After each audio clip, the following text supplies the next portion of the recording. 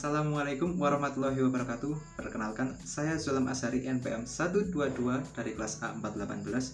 Pada kesempatan kali ini, saya akan menampilkan video pembelajaran untuk kelas 4, tema 1, indahnya kebersamaan, subtema 2, kebersamaan dalam keberagaman pada pembelajaran 2. Selamat menyaksikan. Assalamualaikum warahmatullahi wabarakatuh. Selamat pagi semuanya. Apa kabar kalian hari ini? Alhamdulillah.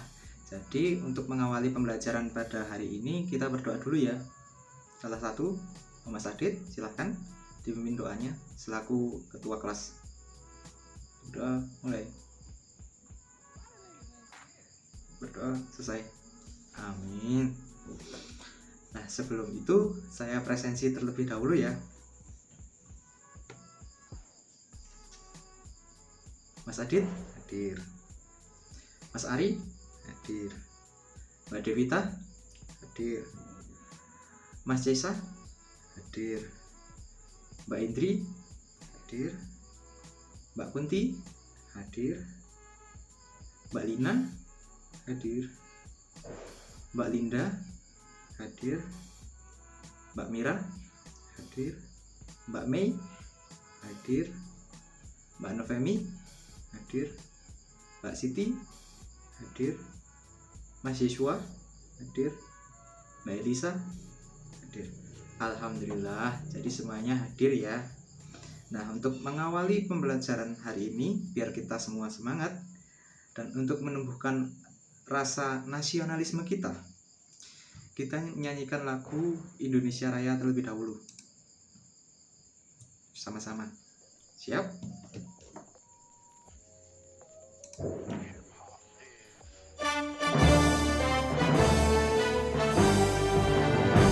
Indonesia tanah airku, tanah tumpah darahku.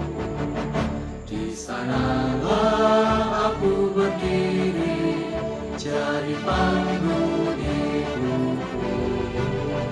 Indonesia kebangsaanku, bangsa dan tanah airku.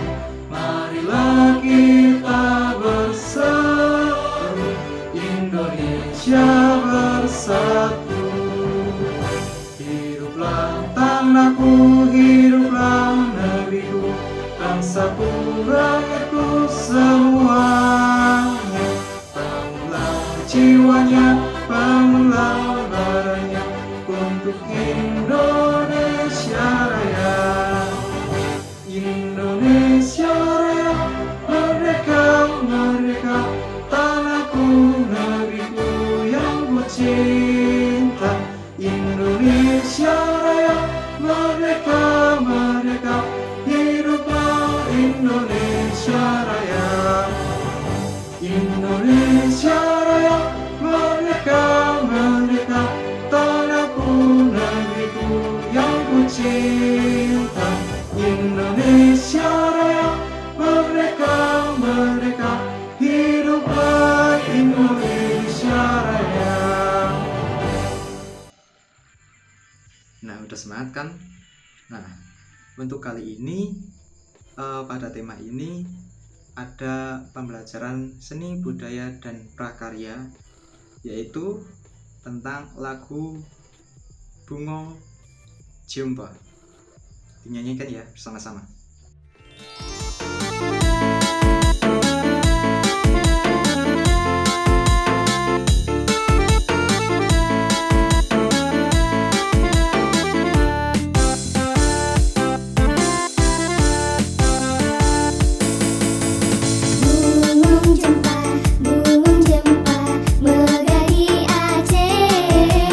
Bungong telebe, telebe, indah lagoina.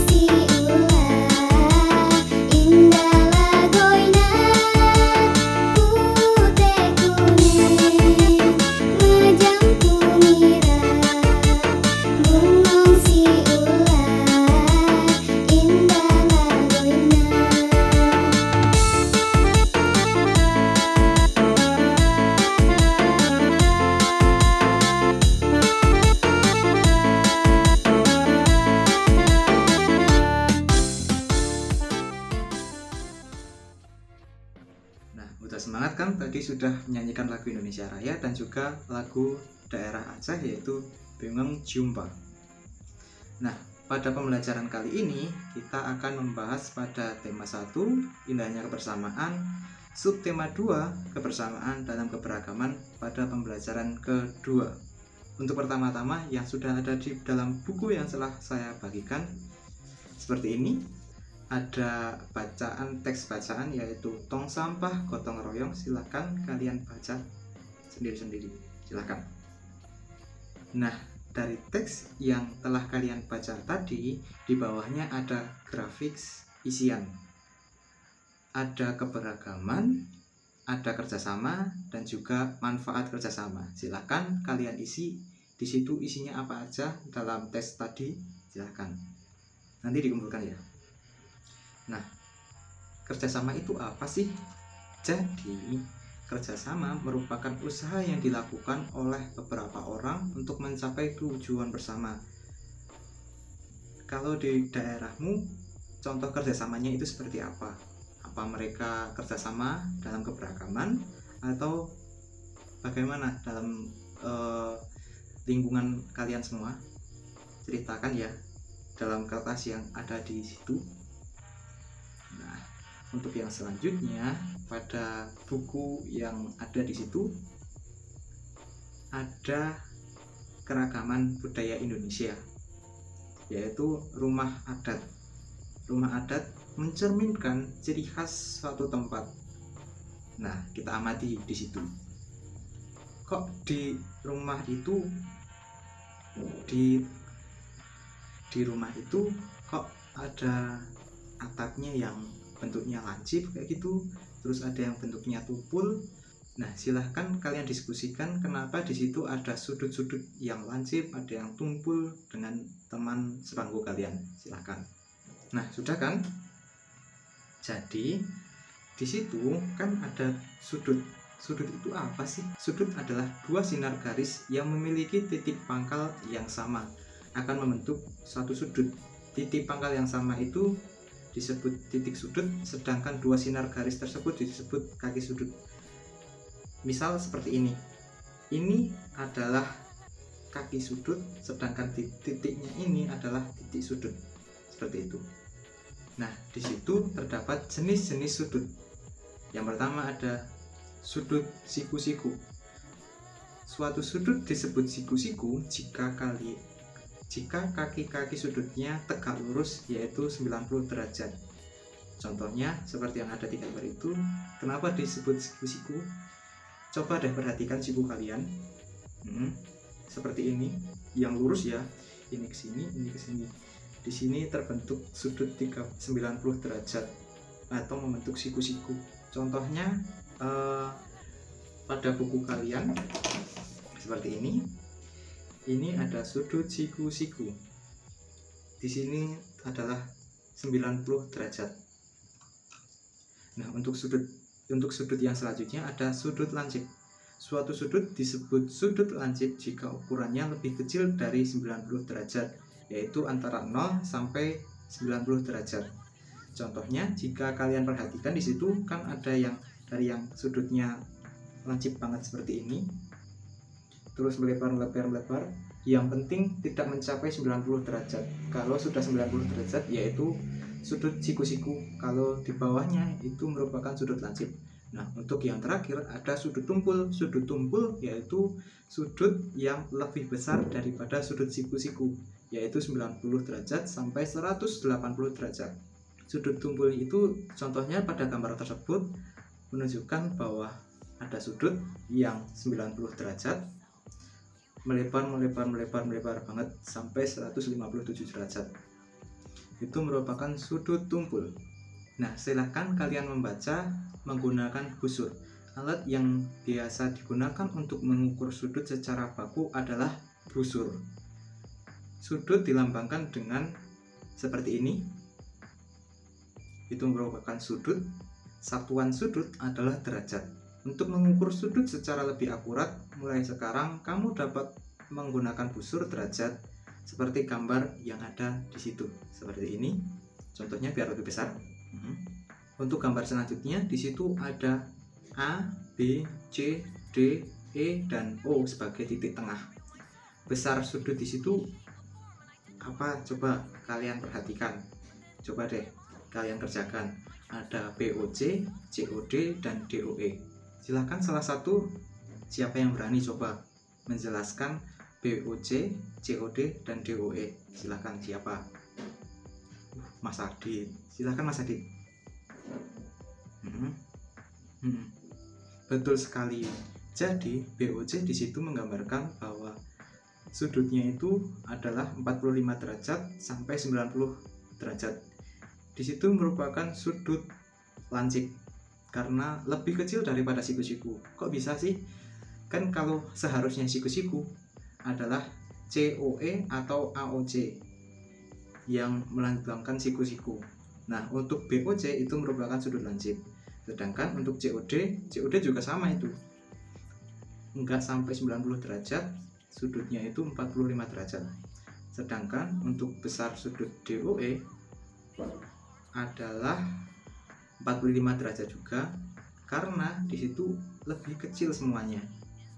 Jadi ketiga sudut tersebut besarnya sama, yaitu 45 derajat.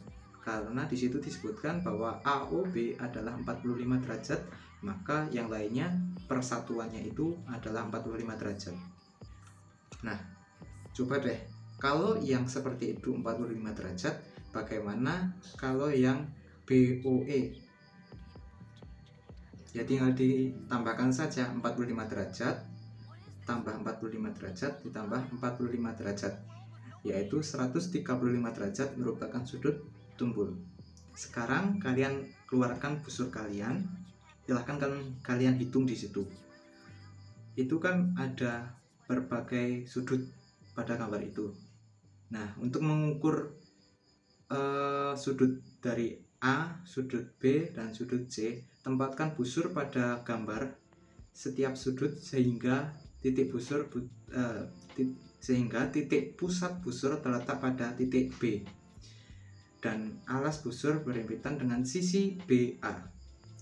Contohnya seperti itu, BA dan BC, terus yang P dengan Q dan R, seperti itu. Besarnya juga seperti itu.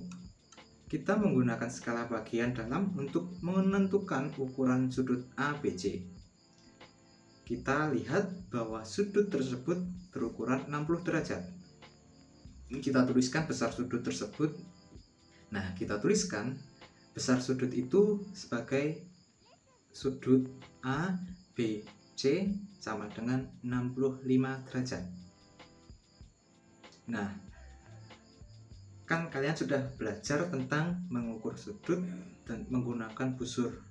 Sekarang lihatlah di sekitar kalian benda apa yang kira-kira memiliki sudut, lalu ukur sudut benda tersebut dan dituliskan. Ada 5 ya.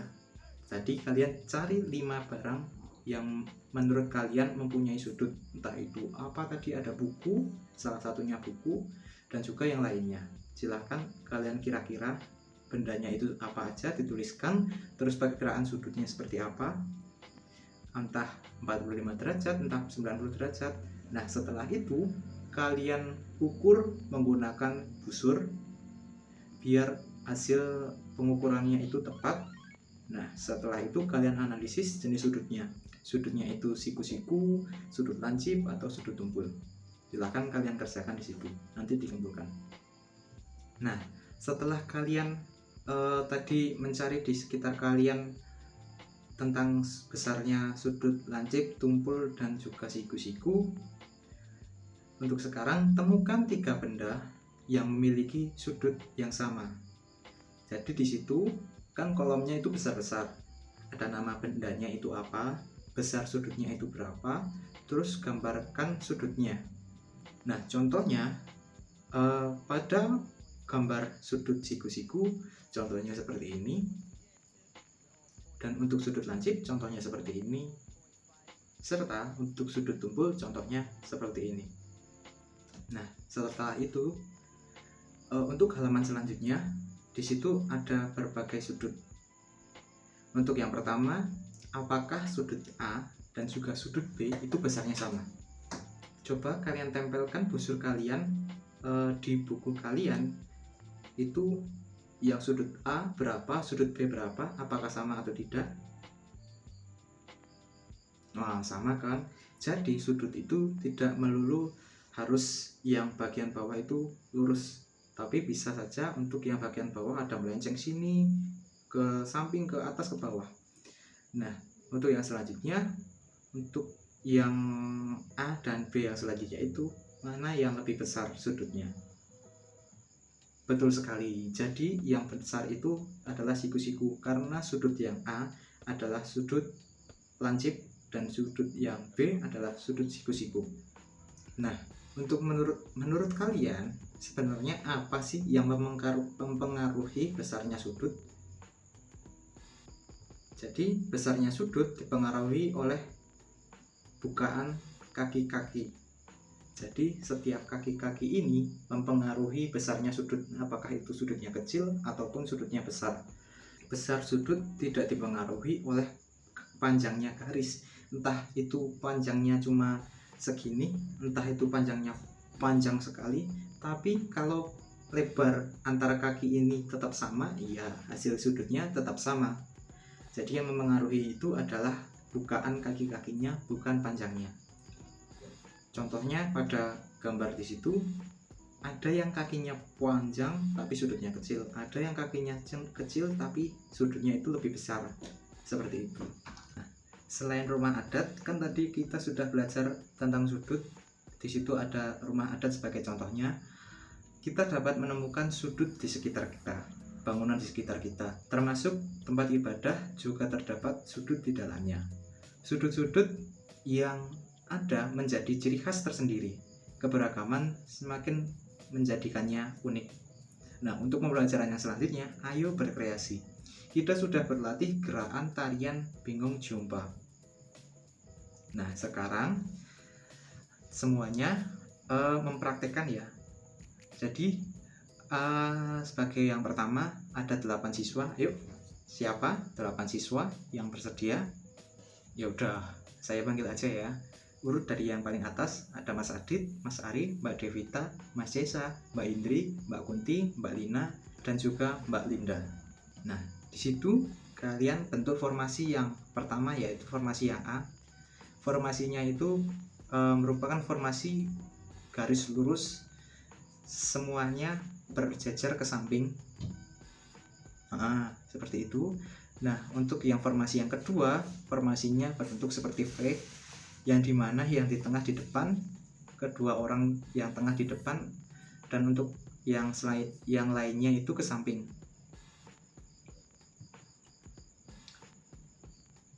Nah, seperti itu. Nah, untuk gerakan yang formasi gerakan yang C, bentuknya itu seperti O. Jadi kalian melingkar satu lingkaran full. Dan untuk yang formasi yang terakhir membentuk zigzag, 2 orang di belakang, 2 orang di sampingnya, 2 orang di sampingnya lagi, terus yang terakhir 2 orang di depan. Baik, beri tepuk tangan untuk yang telah maju 8 orang tersebut. Nah, jadi untuk pembelajaran kali ini sudah selesai. Semua yang telah kalian kerjakan di buku kalian tadi silahkan dikumpulkan di depan. Nah, sudah kan? Nah, coba salah satu untuk menyimpulkan apa yang telah kita pelajari pada hari ini. Mas Cesa, oke Mas Cesa, silahkan. Betul sekali, beri tepuk tangan untuk Mas Cesa. Jadi, yang pertama, kita sudah belajar tentang gotong royong. Gotong royong membentuk kebersamaan, kerjasama, membantu satu sama lain dalam membersihkan, dalam hal itu membersihkan suatu tempat dalam bacaan yang tadi. Nah, di situ kalian sudah belajar kebersamaan, kerjasama, dan manfaat dalam kerjasama. Nah, untuk yang selanjutnya kita sudah belajar mengenai sudut. Sudut itu ada 3, sudut tumpul, sudut lancip, dan juga sudut siku-siku. Semuanya memiliki ciri khas tersendiri. Yang lancip itu di bawah 90 derajat, yang siku-siku adalah 90 derajat, dan untuk yang tumpul lebih dari 90 derajat. Kita tadi juga sudah belajar menggunakan busur. Busurnya itu berapa derajat seperti itu. Dan juga yang terakhir kita sudah belajar formasi gerakan tarian. Ada formasi A yaitu lurus, formasi B yang bentuknya seperti V, formasi C yang bentuknya seperti O, dan formasi D yang berbentuk zigzag. Terima kasih Mas Cesa sudah membantu menyimpulkan pada pembelajaran pada hari ini. Nah, di sini saya akan memberikan suatu reward kepada yang tadi sudah menjawab, terus yang membantu menyimpulkan, dan juga yang sudah maju untuk memperagakan gerakan formasi pada suatu tarian. Yang pertama, Mas Adit, karena tadi Anda sudah menjawabnya, saya berikan reward. Silahkan. Dan juga Mas Cesa, karena sudah membantu menyimpulkan pada pembelajaran hari ini, silahkan. Dan juga untuk 8 orang yang sudah maju tadi, saya beri hadiah. Walaupun ini kecil, tapi di dalamnya isinya banyak. Silahkan. Baik, pembelajaran pada hari ini kita akhiri karena sudah selesai. Apabila banyak kesalahan, mohon maaf. Wabillahi taufiq wal hidayah. Wassalamualaikum warahmatullahi wabarakatuh.